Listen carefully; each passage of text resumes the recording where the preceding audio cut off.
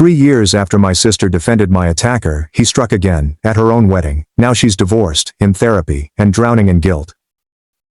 I've been with my partner for 6 years now since we first met. He's really close to my family and always shows up for our key events. My sister has been seeing her fiancé for 3 years, and they became engaged 8 months ago. She is the type of girl who has always wanted to be married. It didn't matter who proposed. She simply wanted to get married. In the beginning of her relationship, she duped me into going on a double date with her fiancé and his brother. She had stated that it was dinner with her and a buddy, but it was clearly not. The brother kept making unwanted advances at me the entire time, and I told him I had a partner, so the setting made me uncomfortable. During dinner, as I was using the restroom, the fiancé's brother followed me and attempted to touch me. I told my sister, but she sided with her fiancé's brother and refused to believe me. At their engagement party, my partner observed that the brother couldn't stop staring at me, so we did our best to avoid him. Every time I see this person, he acts strangely towards me. My sister wanted me, my twin, and 2 brothers to attend her wedding. The wedding is scheduled for next month, mid-June. My sister just told me that I'll be walking down the aisle beside her fiancé's brother. I told her he was making me uncomfortable, and he touched me. I mentioned that I expected I'd be walking with my brother. Apparently her fiancé insists on this, and she wants to make him happy. It seems strange to insist on something like that, and I'm sure it's a plot between the 2 brothers. My other siblings thought it was strange and expressed their concerns to our sister. She became agitated and said, "This is her wedding, and she'll do whatever she wants." I informed my boyfriend about this, and he was unhappy for me. He's confident enough in himself to know that this person will never be a competitor, but he understands how uncomfortable I feel in the circumstance. We had a family meal at my mother's house recently. I used this as an opportunity to bring up the aisle dilemma with my mother present. I refrained from discussing the touching because it happened a while ago. Besides, I'd already told my sister and hinted at it to my parents, but nothing was done. I just discussed the aisle situation. My sister became quite agitated and began crying, accusing me of attempting to destroy her marriage. I was perplexed, as did everyone else, and attempted to explain that he makes both me and my boyfriend quite uncomfortable. She then told me that I couldn't bring my boyfriend to her wedding anymore, and that if I did, I wouldn't be a bridesmaid. She gave no explanation for why I couldn't bring him, and my siblings were as furious, given that they prefer my boyfriend over my sister's fiancé. I thought I'd give her a few days to cool off and reconsider, but she hasn't changed her mind. My 20-year-old brother's girlfriend remains invited to the wedding. My partner is an amazing guy who has been nothing but nice and generous to my sister. His feelings are bruised, yet he still wants me to attend the wedding. I believe my sister is being unreasonable, and I will be quite upset at the wedding if my life partner is not present. I have no idea what to do, and my family is no help either. Julian, my twin brother, called me aside after dinner. He grasped my shoulders and stared me directly in the eyes. "This is ridiculous, Elena. Do you know that?" His hand shook slightly. The way Sophie exploded like that. Something isn't right here. I nodded, wiping tears away with the back of my palm. My mother remained in the kitchen, purposefully clanging dishes louder than necessary. She always did this when she wanted to avoid conflict. My father had already retired to his study, mumbling something about needing to check emails. Nico, my youngest brother, kicked a dining room chair. "This is so..." My girlfriend Amelie is still invited, but Luca cannot attend. He's been around much longer than her fiancé. He slipped his hands into his pockets. "I'm calling Sophie out on this." "Don't," I replied hastily. "It'll just make things worse." But Nico had already pulled out his phone. I watched him typing furiously with his jaw gritted.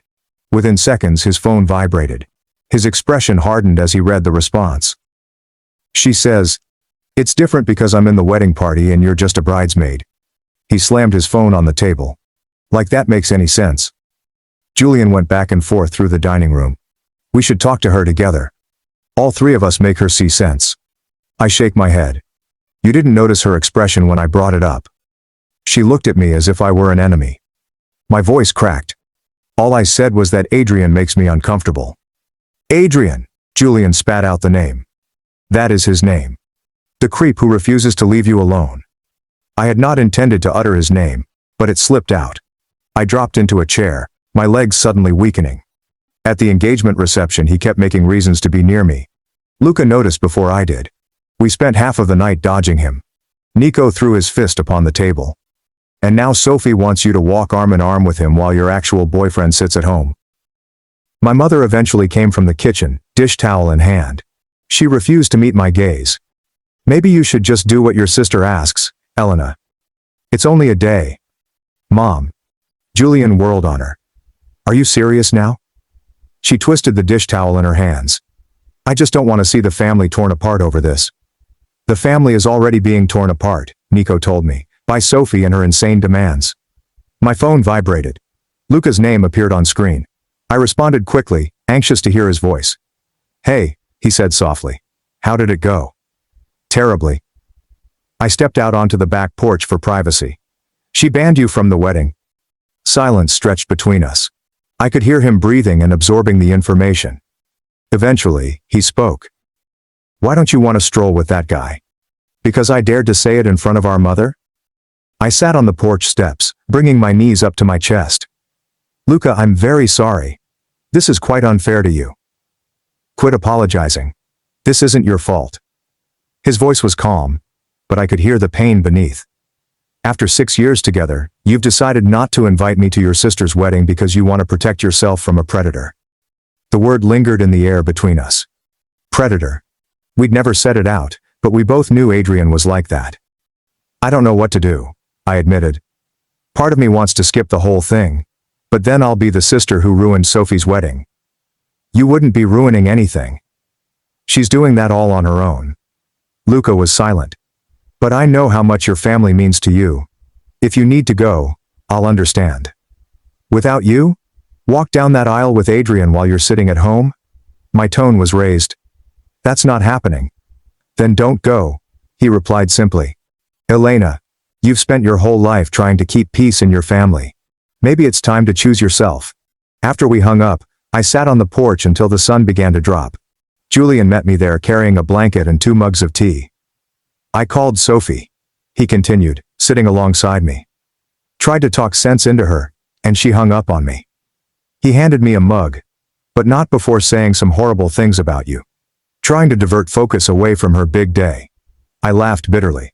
By not wanting to be groped by her future brother-in-law? Julian's face clouded.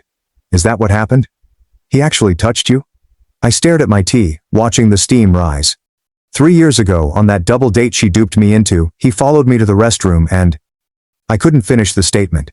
Jesus, Elena. Julian firmly laid down his mug. Sophie knows this? I told her that night. She said I must have misunderstood his intentions. The recollection lingered. Said Adrian told her I came on to him. That's complete. Julian stood up again, pacing. We need to tell Mom and Dad the whole story. I tried hints before, but they didn't want to hear it. I tightened the blanket around myself. Nobody wants to believe that Sophie's perfect wedding involves forcing me to walk with my assaulter. The word tasted odd in my mouth. Assaulter. But it is who he was. Over the next few days, my phone was inundated with texts. Extended family members immediately expressed their feelings regarding my selfishness. Sophie had apparently been calling everyone, portraying me as the monster who was jealous of her happiness. My aunt sent a text. Your sister only gets 1 wedding day. Can't you put aside your feelings for a few hours? My cousin left a message. I heard you're causing drama about the processional. That's pretty petty, Elena. Each message felt like an additional weight on my chest. I presented them to Luca when he arrived for supper. This is insane, he exclaimed, skimming through the texts.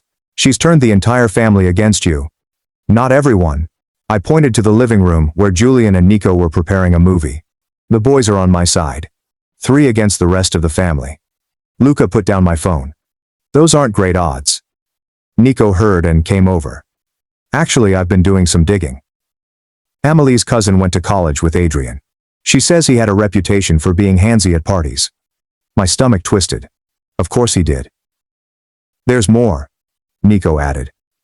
Amelie heard from her cousin that Adrian's been telling people at their engagement parties that he and Elena have history. Luca's face became hard. He's telling people what? Yeah, apparently he makes it sound like they had a thing. Nico expressed distaste. Amelie didn't want to say anything before, but after what happened at dinner, she thought Elena should know. I felt nauseous.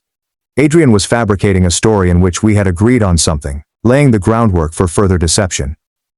I need to confront Sophie with this, I stated, standing up. No. Julian placed his hand on my shoulder. Let me and Nico do it. If it comes from you, she'll just say you're making things up. They departed that evening to go meet Sophie at her flat. I walked my living room as Luca attempted to divert me with work anecdotes. 2 hours later, my brothers returned, looking defeated. She wouldn't even let us in, Julian explained. Talk to us through the door chain. Nico hurled himself onto my couch. She said Adrian already told her about the history thing, claims you led him on at the double date and now you're embarrassed about it. That's not what happened, I exclaimed, shocking myself with the volume. We know, Julian replied kindly. But she's choosing to believe him. Or at least pretend she does. Luca placed his arms around me as I started crying. Not soft tears, but angry, frustrated sobbing. 6 years of keeping the peace, swallowing my words to keep everyone pleased. And this is where it went. My telephone rang. Mom. Elena, you need to apologize to your sister, she stated without pause. This has gone too far. Apologize for what? I placed her on speaker for everyone to hear. For not wanting to walk with someone who assaulted me? Don't be dramatic. Your sister says it was a misunderstanding. Mom, he followed me into a restaurant bathroom and put his hands on me. That's not a misunderstanding. Silence. Then. That was 3 years ago, Elena. Can't you move past it for your sister's sake? I hung up. The next morning I received more texts. This time from Sophie herself. If you really cared about my happiness, you'd stop making this about you. Adrian is going to be family. You need to get over yourself. I can't believe you're trying to ruin my wedding over some supposed incident from years ago. That final one made me see crimson. A supposed event.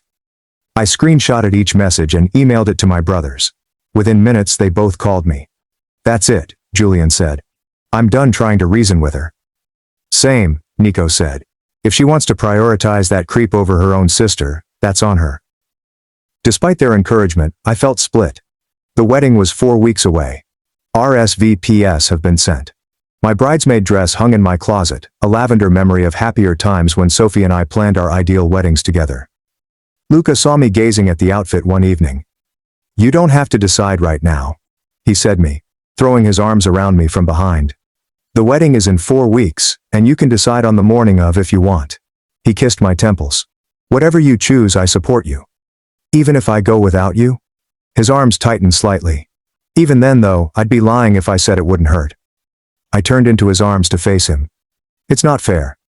You've been to every family Christmas, every birthday, every celebration for 6 years. You helped my dad fix the deck last summer. You taught Nico to drive stick shift, and now you're banned because I won't walk with someone who hurt me. Life isn't fair, he explained simply. But that doesn't mean you have to accept it. 3 weeks before the wedding, I made one final try. I texted Sophie and asked to meet for coffee, just the two of us. To my astonishment, she consented. We gathered at our old favorite cafe, where we used to study throughout college. She appeared exhausted, with worry reflected in the dark circles beneath her eyes. Planning a wedding is exhausting, she stated as a greeting. I nodded and ordered my normal latte. We sat in uneasy quiet until the drinks arrived. Sophie, I said softly. I need you to understand what Adrian did. Stop. She raised her hand. I don't want to hear another word about ancient history. 3 years isn't ancient history. It is when you're trying to destroy my relationship. Her voice increased, leading other customers to stare. Do you know what situation you're placing me in? My fiance's family already thinks you are tough because you refuse to give Adrian a chance. I've got a guy. Why should I give Adrian any chance? That's not the point. She fiercely swirled her coffee. The point is, you're making me choose between my sister and my future family. No, you're choosing between your sister's safety and your fiance's brother's feelings. I shifted my weight. He assaulted me, Sophie. He tells them that we have history. He stares at me at all family gatherings. And you want me to walk arm in arm with him while my real partner is prohibited from going. Luca is not banned, she stated politely. You're choosing to exclude him by being difficult about the processional. That's the same thing. She rose abruptly. I'm done talking about this. You have the option of being my bridesmaid and participating in the processional I have prepared, or staying at home. But quit attempting to manipulate me with your victim complex. She left me sitting there, my coffee getting cold and her words reverberating in my ears. Victim complex. That night, I made a decision. I called Luca first.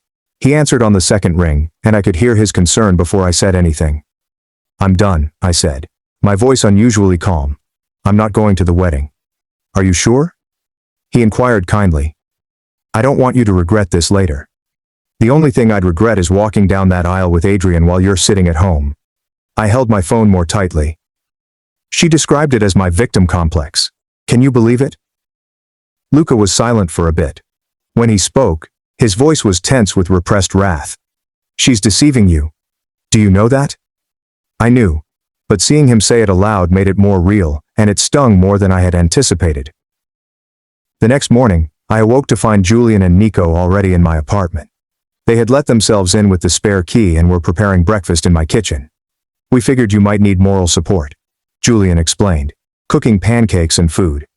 Nico was swiping through his phone, his look becoming darker with each swipe. Sophie's been posting on social media about ungrateful family members trying to sabotage her happiness. She's not naming names, Julian said hastily, noticing my expression. But anyone who knows the situation knows she means you. I slid into a bar stool at my kitchen counter. I haven't even told her I'm not coming yet. She's preempting, Nico replied. Getting her version out there first. My phone vibrated. A text from my cousin Isabel. I saw Sophie's posts. What's actually going on? Before I could react, another text arrived, followed by another. Within minutes my phone was filled with messages from extended family members, all of whom wanted to know what was going on. Don't respond yet, Julian said, setting a plate of pancakes in front of me. Eat first, and then we'll figure out a strategy. But I could not eat. My stomach was knotted. 6 years of meticulously keeping family unity, and it was all coming apart because I refused to be partnered with my assaulter. That afternoon, my father finally called. I was wondering when he'd end his stillness.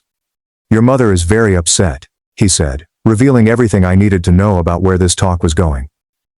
I'm upset too, Dad. He breathed deeply. Elena, I know this situation isn't ideal, but sometimes we have to make sacrifices for family. Sacrifices. My voice was filled with disbelief. Adrian sexually assaulted me, Dad. He followed me into the bathroom and placed his hands on me. That is not a sacrifice. That is asking me to accept abuse.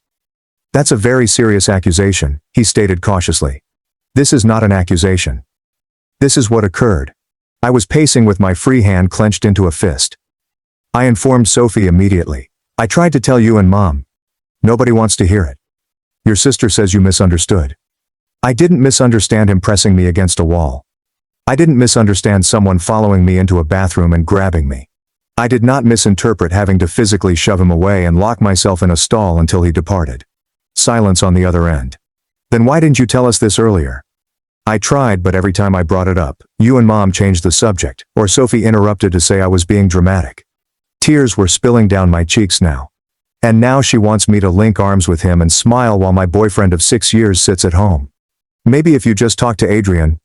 I hung up with my father. I had never done that before. My hands were shaking. Julian, who had been listening from the couch, got up instantly. That is it. I am calling Dad myself. Don't, I whispered softly. It won't help. But Julian was already phoning. I listened to his side of the talk and watched his expression change from annoyed to furious. No, Dad, you listen to me, he responded, his tone absolutely calm. Elena's telling the truth. I've seen Adrian at every family gathering since.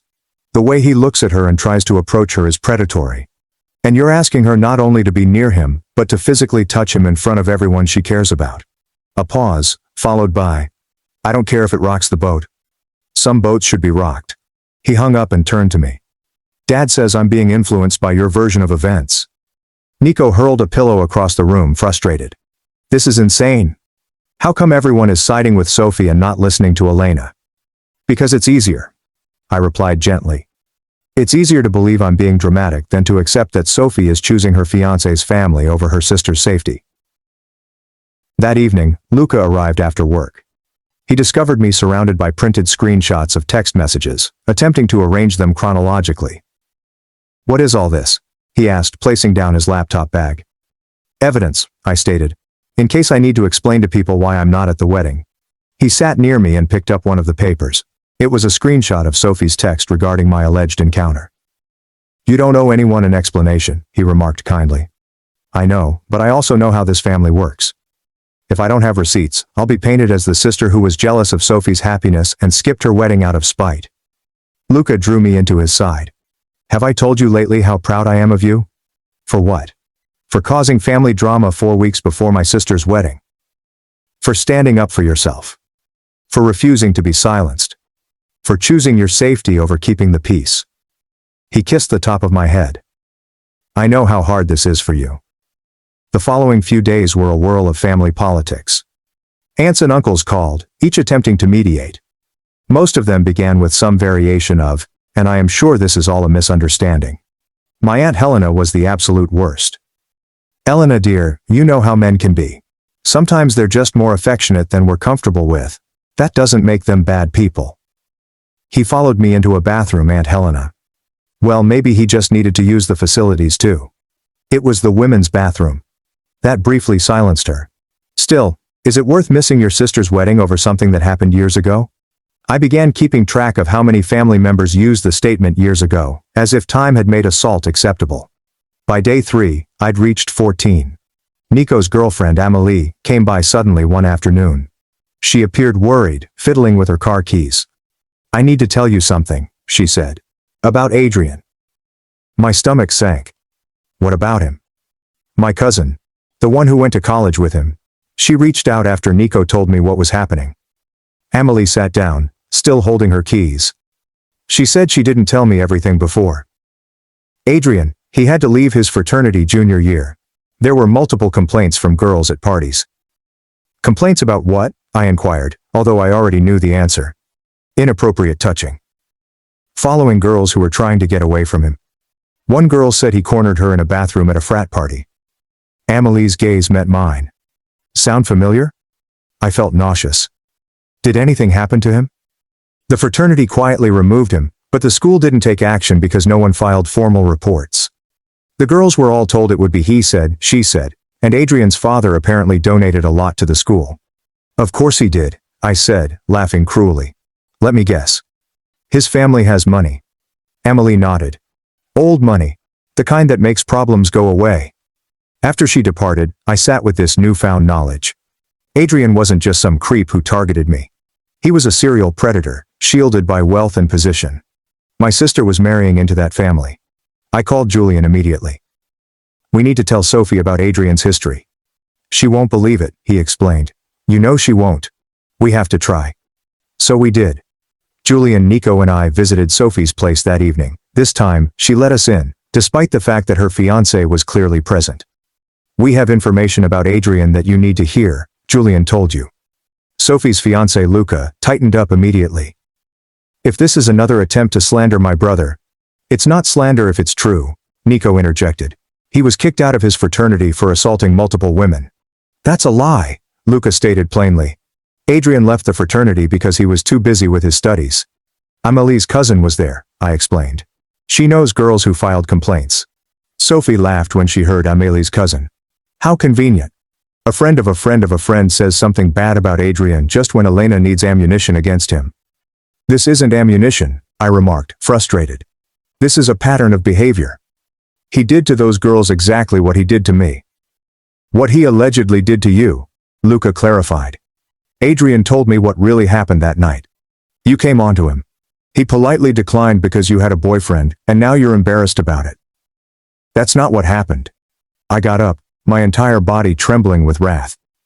He followed me into the women's bathroom and grabbed me. The women's bathroom? Luca asked, smirking. Adrian would never do that. He's too much of a gentleman. Your brother is a predator, Julian stated bluntly. And if you can't see that, get out, Sophie murmured gently. All of you, get out of my home. Sophie, please. I tried once more. I'm your sister. Why would I lie about this? She stared me directly in the eyes. Because you've always been jealous of me. I'm younger, but I'm getting married first. I found someone who wants to build a life with me while you're still just dating after 6 years. The word struck me like a physical blow. You think I'm making up sexual assault because I'm jealous that you're getting married? I think you're making a big deal out of nothing because you can't stand that my wedding isn't about you. She opened her flat door. Leave and don't contact me again unless it's to apologize. We departed in startled silence. Nico punched the elevator wall, causing a minor damage. She's lost her mind, he remarked. Completely lost it. She's in too deep, Julian remarked gently. She's chosen her side, and now she has to defend it no matter what. That night I was unable to sleep. I kept reliving Sophie's statements, feeling jealous and making it about myself. Luca held me while I cried, not saying anything, just being present. The next morning I awoke to see my mother in the living room. Luca let her in on his way to work. "We need to talk," she said. I brewed coffee to keep my hands busy. When I sat down across from her, I observed she appeared older and exhausted. "Your father told me what you said about the bathroom." I waited, not trusting my ability to speak. "Why didn't you tell me?" she inquired, sounding genuinely interested for the first time. "I tried, Mom, but every time I brought up Adrian making me uncomfortable, you or Dad would change the subject, or Sophie would interrupt, or you'd tell me not to cause drama." She was silent for a long time. "I suppose we did do that." "You suppose?" "I just wanted everyone to get along," she explained weakly. "I thought if we didn't make a big deal out of it, it would go away." "It doesn't go away, Mom." Adrian didn't go away. He kept staring, kept trying to get close to me, and now Sophie wants me to walk with him. And when I said no, she banned Luca from the wedding. She's under a lot of stress with the wedding planning. "Stop." I raised my hand. "Stop making excuses for her. She knows what Adrian did. She's choosing not to believe me. That's not stress. That's a choice." My mother twisted her wedding band around her finger, an anxious habit I inherited. "So, you're really not going to the wedding? Would you go? If Dad was banned because you wouldn't walk with someone who assaulted you, would you go?" She didn't respond, which was enough. After she went, I felt weary but strangely clearer than I had in weeks. The lines were drawn. I knew where everybody stood. Over the next week the family schism widened. Cousins picked sides. Aunts and uncles murmured during family gatherings that I no longer attended. Sophie resumed her social media campaign, blogging about toxic family members and the need of eliminating negativity. Isabel, my cousin who had texted earlier, came to see me. She was one of the few family members who hadn't taken sides yet. "I need to hear your version," she stated simply. So I told her everything. The double date arrangement, the bathroom attack, Adrian looking at every family gathering, the engagement party where Luca and I spent the night avoiding him, Sophie's ultimatum, and everything else. Isabel burst into tears as I concluded. "Elena, I'm so sorry. I had no idea." "No one wants to have any idea," I told them. "It's easier to believe I'm being difficult." "I believe you," she replied firmly. "And I'm not going to the wedding either." "Isabel, no, you don't have to." "Yes, I do. I have a daughter, Elena. She's only 4 now, but someday she'll be a young woman. How can I go to a wedding that celebrates silencing assault victims? What message does that send?" Her support meant more to me than I could explain, but it also resulted in additional family conflict. Sophie called me screaming when she learned Isabel was boycotting the wedding. "You're turning the whole family against me," she sobbed into the phone. "This is supposed to be the happiest day of my life, and you're ruining it." "I'm not doing anything," I explained, trying to remain cool. I told Isabel the truth when she asked. She made her own decision. "The truth? Your version of the truth? You mean Adrian's a good guy? Luca says." "Luca is his brother. Of course he's going to defend him. And you're my sister. You're supposed to defend me." "I tried to, Sophie. I tried to protect you by telling you what kind of person Adrian is. You chose not to listen." She hung up on me. 3 weeks before the wedding, things became much more serious. Luca began phoning Julian at work and leaving messages about how I was ruining their family. He actually told Luca to control his girlfriend better.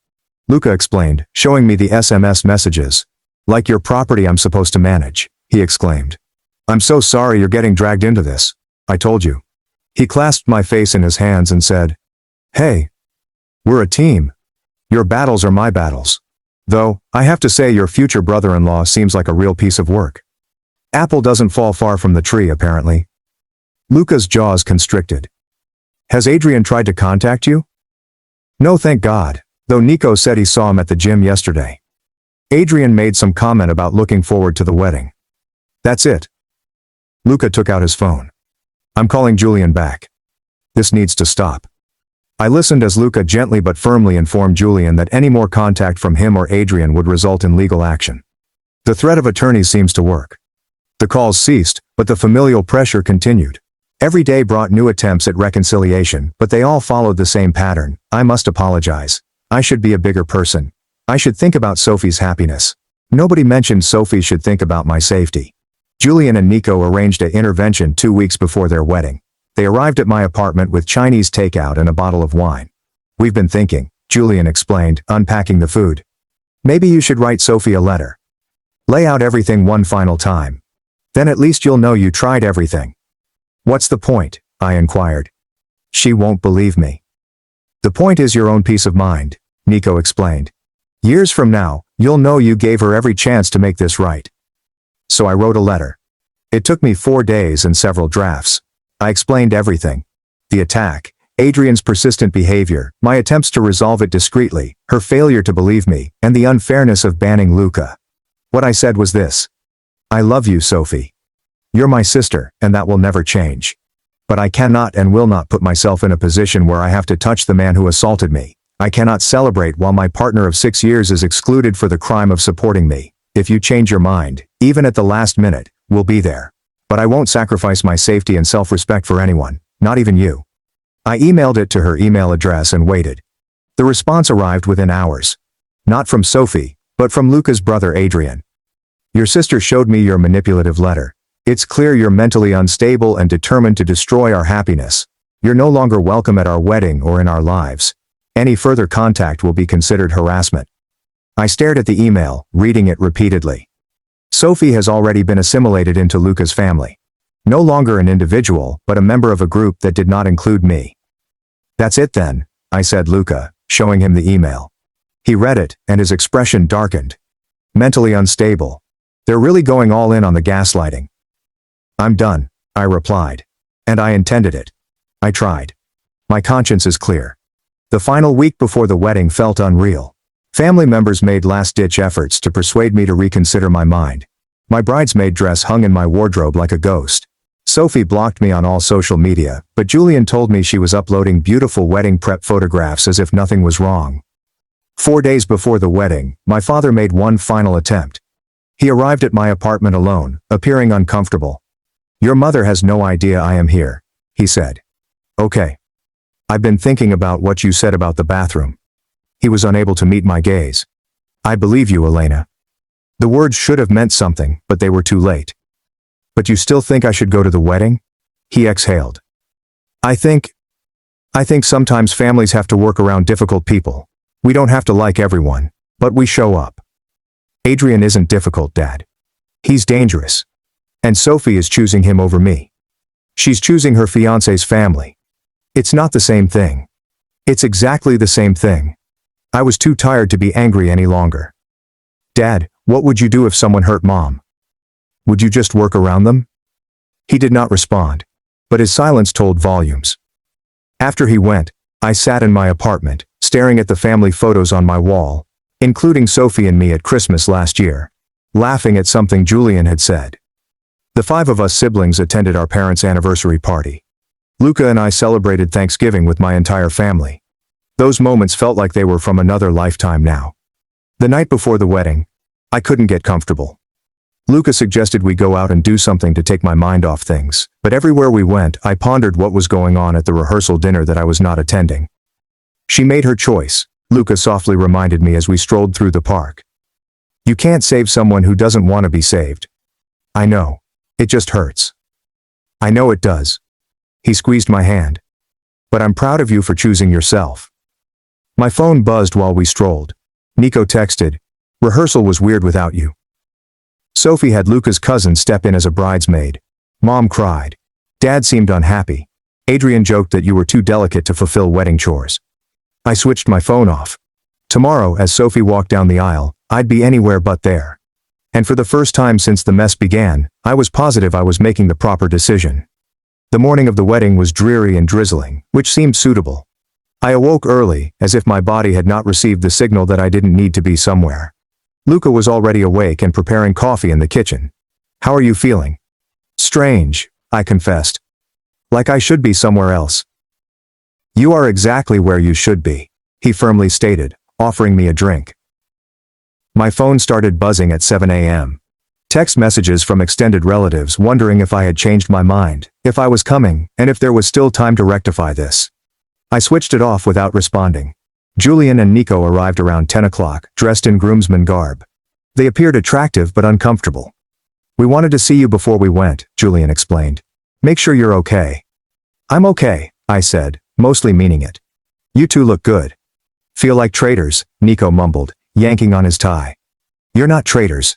Your brother's trying to support both sisters in an impossible situation." I hugged each of them.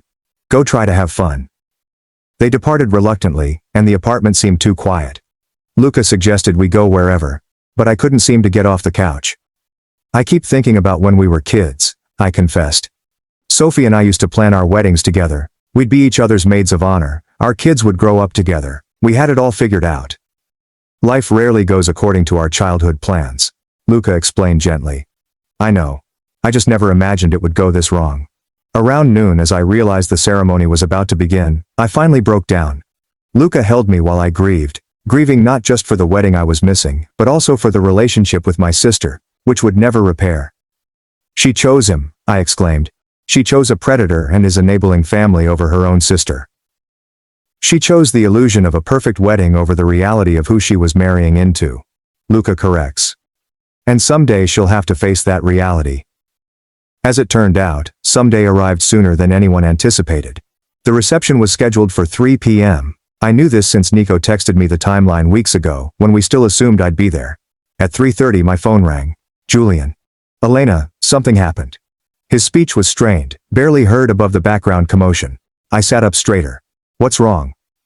"Adrian cornered one of the servers during cocktail hour. Luca's cousin Victor saw the whole thing. The girl was trying to get past him to the kitchen, and he blocked her path, put his hands on her waist." Julian dropped his voice. "She's 20. The catering manager is threatening to pull his entire staff." My heart pounded. "Where's Sophie?" "Getting her makeup touched up. She doesn't know yet. Luca is trying to smooth things over with the catering company, offering them more money to stay quiet." "Of course he is." I grabbed Luca's hand. "Is the server okay?" "Shaken up. Victor's girlfriend got her away from Adrian and took her outside. The girl's manager wants to call the police, but Luca is begging him not to." I heard shouts in the background. Julian cursed behind his breath. "I have to go. The photographer just quit. Apparently Adrian made comments about her appearance when she was setting up earlier." The call went dead. Luca and I sat in startled silence. Nico called around 25 minutes later. "You're not going to believe this. Isabel just caused a scene." "Isabel's there?" I thought she wasn't going. "She came for the ceremony but skipped the cocktail hour. When she heard about the server, she stood up during Luca's father's toast and announced what Adrian did in front of everyone." I covered my lips with my hand. Oh God. Half the room is in chaos. Luca's mother is screaming at Isabel. Dad's trying to mediate. Mom's crying and Sophie.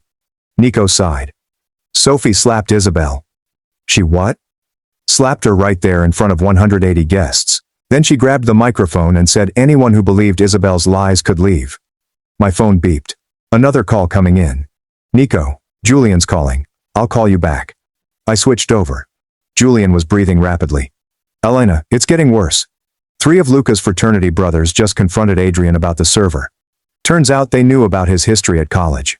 One of them, Marco Keller, said he's been waiting years to call Adrian out publicly. Where's security? There is no security." Sophie thought it was an unnecessary expense. He laughed angrily. "The venue manager is threatening to shut the whole thing down. Guests are leaving in droves." I overheard a crash in the background. "What was that?" "Adrian just shoved Marco Keller into the gift table. Nico's trying to break it up. I have to go help." The following hour was a haze of fragmentary updates. Isabel provided images of the mayhem, including upturned chairs, strewn centerpieces, and Sophie's mascara pouring down her cheeks as she yelled at departing guests. The catering staff had walked out. The DJ was loading his equipment. At 4:45 p.m., my father called. His voice sounded hollow. "The wedding's over. The venue kicked everyone out." "Dad, I'm so sorry." "Are you?" He seemed genuinely curious, not accusing. "Because I'm starting to think you're the only one who saw this coming." "Where's Sophie?" "Luca took her back to their hotel. She's not handling it well. Your mother went with them." He was grumbling. "Elena, I owe you an apology. When Marco Keller told us about Adrian's college history, when that young server was crying, I kept thinking about you in that bathroom 3 years ago. It's too late for apologies, Dad. I know. I just needed to say it. After we hung up, I sat down on our couch with Luca to process everything. My phone kept buzzing with texts from family members who had witnessed the accident. Each account added additional information. Adrian appears to have propositioned 2 additional women throughout the reception. Luca attempted to physically block guests from leaving. Sophie had torn her dress while chasing after Isabel. That evening, Julian and Nico arrived. They were weary, even in their ragged groomsmen clothes. It was worse than we could tell you over the phone, Julian remarked, dropping on my couch. After the venue kicked us out, Adrian tried to follow that server to her car. Her manager had to physically restrain him while she drove away. Is she pressing charges? Luca inquired. Her manager wants her to, but she's scared. Adrian's family has money. Good lawyers. Nico unfastened his tie. Same old story. What about Sophie? The brothers exchanged looks. She's in denial, Julian finally said, blaming everyone but Adrian. Says Isabel ruined her wedding. The server was overreacting. The photographer was too sensitive. Luca is enabling it, Nico added. He's already spinning it as a misunderstanding that got blown out of proportion. My phone rang, an unknown number. I almost didn't respond, but something made me pick up. Is this Elena? Said a young woman, anxious and apprehensive. Yes. Who's this? I'm Emily. I was the server at your sister's wedding today. Your cousin Isabel gave me your number. I hope that's okay. Of course. Are you all right? Her voice shook as she said, I'm trying to be. I wanted to thank you. Isabel told me about what happened to you. Why you weren't there. It helped to know I wasn't alone, that someone else understood. I'm so sorry this happened to you. My manager wants me to file a police report, but I'm scared. Adrian's brother already called the catering company, threatening to sue for defamation if I say anything publicly. That's witness intimidation, Luca stated loudly enough for her to hear. That's illegal. Emily asked, Who's that? My boyfriend. He's right. They can't threaten you for telling the truth. Would you? She paused. Would you come with me to file the report? I know we don't know each other, but Isabel said you'd understand. I looked at Luca, who nodded instantly. Of course. When? Tomorrow morning, the officer said 9 a.m. We'll be there. After she hung up, I sat back and felt the weight of the day. My sister's wedding had gone precisely as I had expected, but worse. Now, another young woman was suffering with Adrian's predatory conduct. You did the right thing, Luca remarked, understanding my expression. Not going today. I know. It just doesn't feel like winning. It's not about winning, Julian explained. It's about protecting yourself. The following morning, Luca and I met Emily at the police station. She was younger than I expected, maybe 20, and had tense hands that wouldn't stop shaking. Her manager, Victor, an older man, joined her. Adrian's lawyer has already called me 3 times, Victor informed us while Emily was presenting her statement. Offering money, threatening lawsuits, but I've been in this business 25 years. I'm not letting another creep get away with hurting one of my staff. The officer collecting the report was thorough, asking comprehensive questions about what happened. When Emily indicated that several witnesses had seen Adrian corner her, the officer's attention increased. Who else saw this? Luca's cousin, some fraternity brothers, the photographer who quit, Emily muttered. Emily stared at me and said, and apparently, he has a history of this behavior. I spent the following hour delivering my own statement on the restroom assault 3 years ago. It seemed odd to finally have someone in charge take it seriously. The officer made notes, asked follow-up questions, and treated it as a crime. As we were leaving, we came across Marco Keller in the parking lot. He had come to make his own statement about what he'd seen at the wedding. I should have said something years ago, he replied. When Adrian was doing this stuff in college, but we all just looked the other way. Figured it wasn't our problem. And now? I asked. Now I have a daughter. She's only 3. But someday. He shook his head. I can't be the guy who stayed silent anymore. Over the next few days, more stories surfaced. The photographer has filed her own complaint. 2 guests complained about Adrian's disrespectful statements. Isabel linked me with 3 women from Adrian's college who were finally willing to speak up. Luca's family attempted damage management. They produced remarks about misconceptions and overreactions, but the truth had gained momentum. The venue prohibited them from ever returning. The catering firm has blacklisted them. Wedding vendors throughout town issued warnings about the family. Sophie called me a week after the wedding for the first time since everything had fallen apart. "Are you happy now?" Her voice sounded rough from crying. "My wedding is ruined, my reputation is destroyed, and it's all over social media." "Sophie, no. You listen. Adrian made some mistakes, but you've blown this completely out of proportion. One incident 3 years ago. It wasn't one incident. You know that now. You saw what happened at your own wedding. That server was flirting with him. She was 20 and trying to do her job, just like I was trying to go to the bathroom when he cornered me. I maintained a consistent tone. And the photographer? The other guests who've come forward? Were they all flirting too?" Silence. Later. "Luca says his brother is just friendly. People misinterpret." "Sophie, stop. Please. You know the truth. You've always known. I have to leave." Her voice sounded quiet. "Luca's calling me." She hung up. It would be the last time we talked for months. The legal process progressed slowly. Adrian engaged expensive lawyers who did everything to get the accusations dropped. But Amelie remained resolute, backed by the other women who had come forward. I attended each hearing, sitting in the gallery with Luca and my brothers. Of course, Luca supported Adrian by paying his bail, hiring his lawyers, and posting on social media about his brother's bogus accusation. Sophie repeated every phrase, criticizing anyone who dared to speak against her brother-in-law.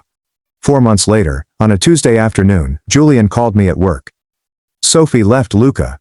I almost dropped my phone. "What?" "She showed up at Mom and Dad's an hour ago with 2 suitcases. Won't say what happened, but she's been crying non-stop." "Did she say anything about—" "No. Nothing about you or the wedding or any of it. She just keeps saying she needs to stay there for a while." I wanted to feel vindicated, but instead I felt sad. "Is she okay?" "Physically, yes. Emotionally, I don't think she's been okay for a while." That evening my mother called.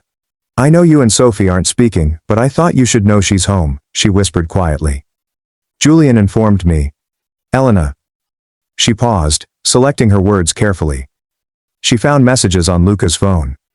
He's been covering for Adrian for years, paying off women, threatening witnesses. She found receipts for payments to 3 different women from before they even met.